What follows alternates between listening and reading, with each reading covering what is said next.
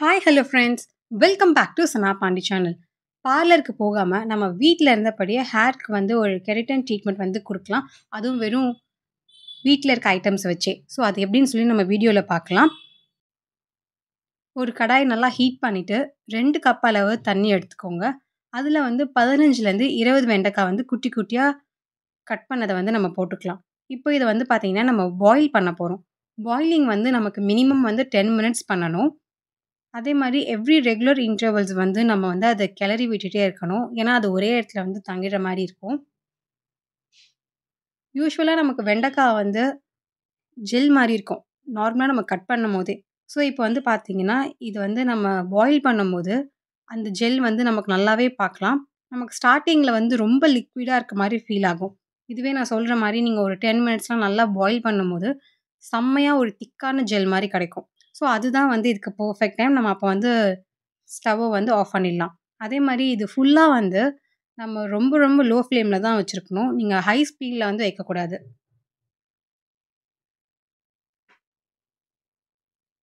நான் வந்து first time தான் இதை ட்ரை பண்ணுறேன். ஸோ இதை ட்ரை பண்ணதுனால நமக்கு என்ன மாதிரி ரிசல்ட் கிடைக்குதுன்னு சொல்லி நம்ம வீடியோ எண்டில் வந்து பார்க்கலாம். அதே மாதிரி நமக்கு ட்ரை பண்ணுறது வர்த்தா இல்லையான்னு நான் உங்களுக்கு வந்து சொல்கிறேன்.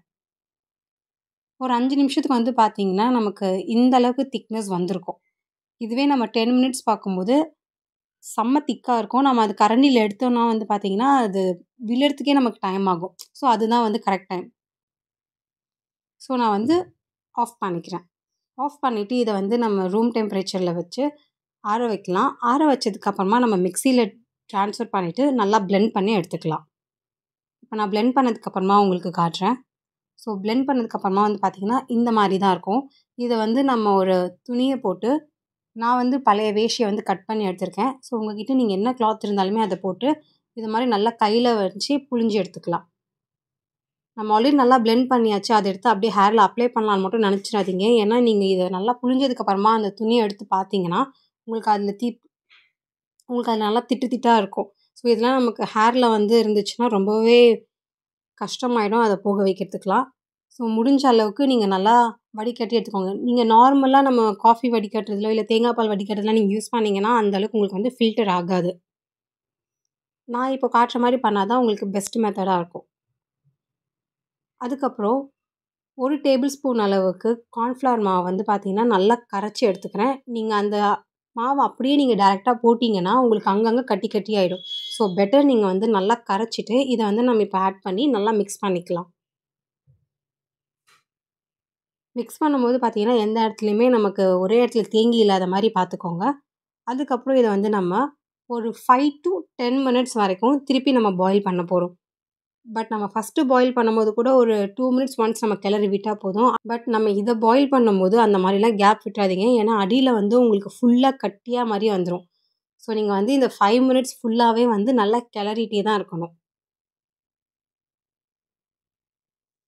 ஒரு 5 மினிட்ஸ்க்கு அப்புறமா உங்களுக்கு நல்லா திக்காகிறது வந்து பார்க்க முடியும்.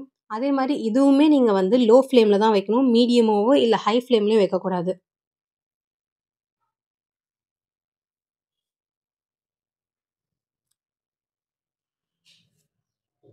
கிட்டத்தட்ட இப்போ நான் அதை பாயில் பண்ணி ஒரு 5 மினிட்ஸ்க்கு மேலே ஆயிடுச்சு. உங்களுக்கு பார்க்கும்போதே தெரியும் நமக்கு ஸ்டார்டிங்கில் வந்து நல்லா தண்ணியாக இருந்துச்சு. இப்போ வந்து எவ்வளோ திக்காக இருக்குன்னு பாருங்கள். கிட்டத்தட்ட இது பார்க்கும்போது நமக்கு ஒரு ஆலோவேரா ஷாம்பு ஃபீல் வந்து கிடைக்கும்.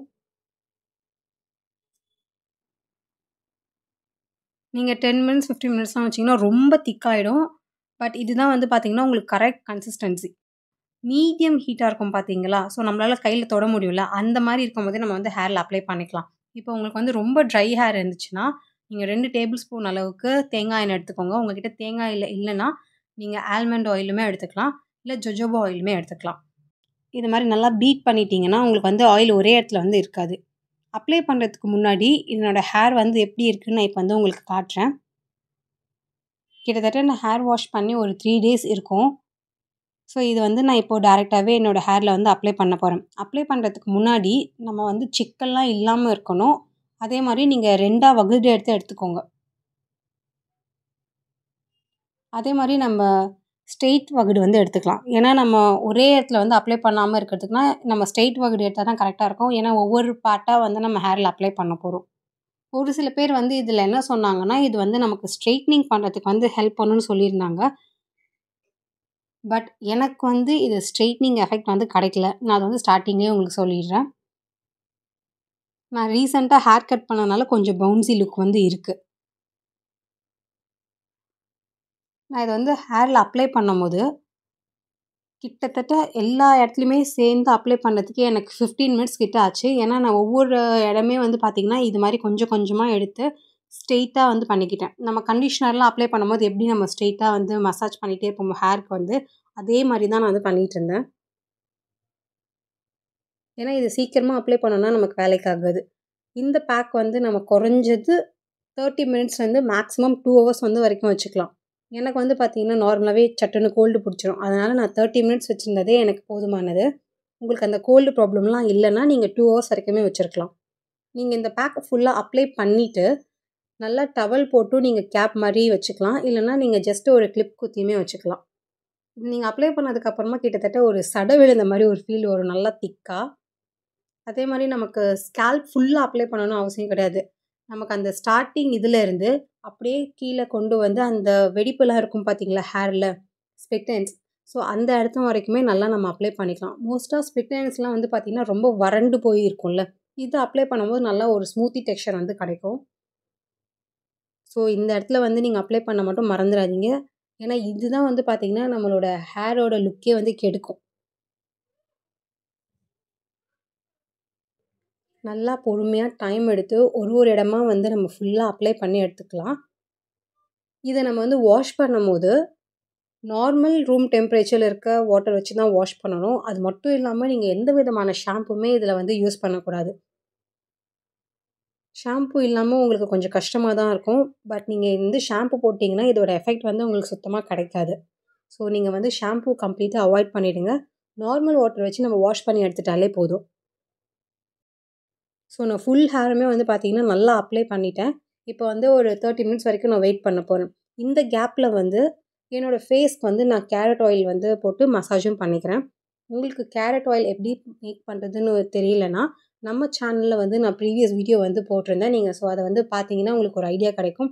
ரீசென்ட்டா குஷ்பு மேமுமே இந்த கேரட் ஆயில் யூஸ் பண்ணிட்டு பெஸ்ட் ரிசல்ட் கிடைக்கும். நீங்களுமே ட்ரை பண்ணுங்கன்னு சொல்லியிருந்தாங்க.